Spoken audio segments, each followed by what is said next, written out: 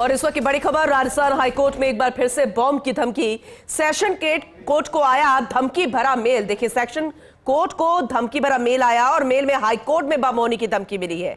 इस धमकी मिलने के बाद हड़कंप मच गया। 3 जगह बम रखने का धमकी भरा मेल मिला है। बाकायदा लिखा गया है चैम्बर्स, वॉशरूम्स और हाईकोर्ट जजेस रूम में, ये 3 जगह यहां पर बम होने की जानकारी। और एक बार फिर से उन्हीं घटनाओं का जिक्र किया गया है जिसे लेकर पहले भी इसी तरह के सवाल उठाए गए थे। आहत यहां पर होते हुए खुद बताया गया था जिन लोगों ने यहां पर मेल किया है। खालिस्तान पाकिस्तान, ISI जिंदाबाद, ये बाकायदा ऊपर लाइन लिखी गई है। Devices placed in Jaipur high court जज चैम्बर्स वॉशरूम। ये देखिए 2-3 जगह पर यहां पर नाम बाकायदा लिखा गया है। फिर उसके अलावा चंद नाम यहां पर जिक्र किए गए हैं। और please clear staff from the courts by 2 PM, यहां पर बाकायदा टारगेट भी दिया गया है। लेकिन इससे पहले भी कई बार राजस्थान हाईकोर्ट को टारगेट किया गया, मेल के जरिए बॉम्ब थ्रेट मिला। और अब जयपुर सेशन कोर्ट में जजेस के पास मेल आता है और राजस्थान हाईकोर्ट में बॉम्ब होने की धमकी दी जाती है। ये बहुत ही गंभीर विषय हो गया है और ये अब आम हो चला इस तरह के मेल होना। लेकिन फिर भी हम यही कहेंगे कि प्रशासन की तत्परता हमें हमेशा देखने को मिलती है। चलिए एक बार और ज्यादा जानकारी लेते हैं। हमारे साथ सीनियर स्पेशल रिपोर्टर, हमारे सहयोगी सत्यनारायण शर्मा जुड़ चुके हैं। सत्यनारायण, सबसे पहले तो अभी करंट अपडेट बताइएगा इस मेल को लेकर।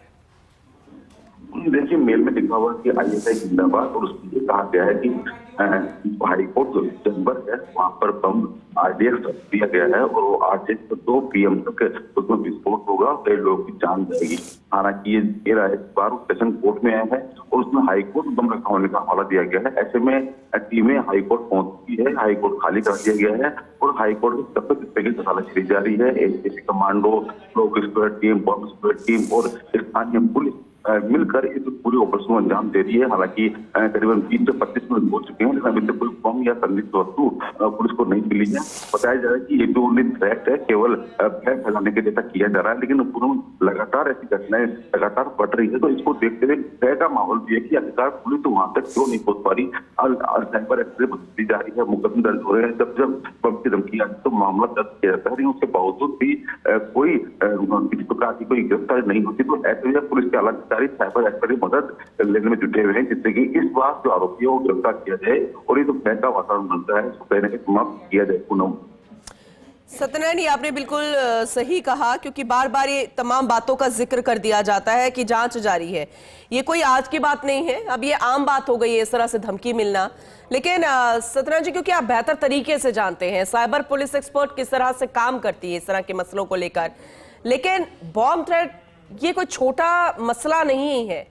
कहां पेच फंस रहा है, कहां पेचीदगियां आ रही है, क्यों नहीं पहुंचा जा रहा वहां तक? यहां पर दूसरी प्रशासन की टीम की तत्परता हमें नजर आती है। हर बार उतनी गंभीरता के साथ हर एक कोने को जांचा जाता है, लेकिन साइबर पुलिस एक्सपर्ट आखिर तय तक क्यों नहीं पहुंच पा रही?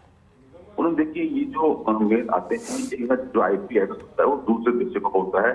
बाहर बैठकर लोग केवल एक बटन के जरिए ये मेल भेज देते हैं, मेल जनरेट कर देते हैं और इसके पश्चात भय का वातावरण फैल सकता है। क्योंकि वहां तक पहुंचना काफी मुश्किल होता है। पुलिस साइबर एक्सपर्ट की मदद देती है, लेकिन दूसरे देश तक पहुंचना काफी मुश्किल होती है। जब इंटरपोल का सारा बिल लिया जाना चाहिए तो कुछ इस पर वार्ता करने के पश्चात इसका जो निस्तारण है वो होना चाहिए। लेकिन एक के बाद एक लगातार 2 दिन पहले भी हाईकोर्ट को धमकी मिलती होती है, 2 दिन पहले हाईकोर्ट को लगातार 5-6 बार ये धमकियां मिल चुकी है। जब तक कोई ऐसा साधन जनता नहीं है जहां क्या नहीं है, अस्पताल हो, स्कूल हो, कॉलेज हो या स्टेशनों पर स्टैंड हो, एयरपोर्ट हो, कहीं भी हर स्थान पर धमकियां मिल चुकी है, मुकदमे दर्ज होते हैं, लेकिन उन मुकदमों का निस्तारण नहीं हो पाता। तो ऐसे में अब उच्च अधिकारी यही सोचते हैं कि प्रकार जो आरोपी है वहां तक पहुंचा जाए, क्योंकि लगातार जैसा वातावरण के अंदर बनता है, काम बात होते हैं, सरकारी मशीनरी का दुरुपयोग होता है। तो ऐसे में इस बार एक्शन होने की तैयारी है पूनम, और माना जा रहा है कमिश्नर स्तर पर।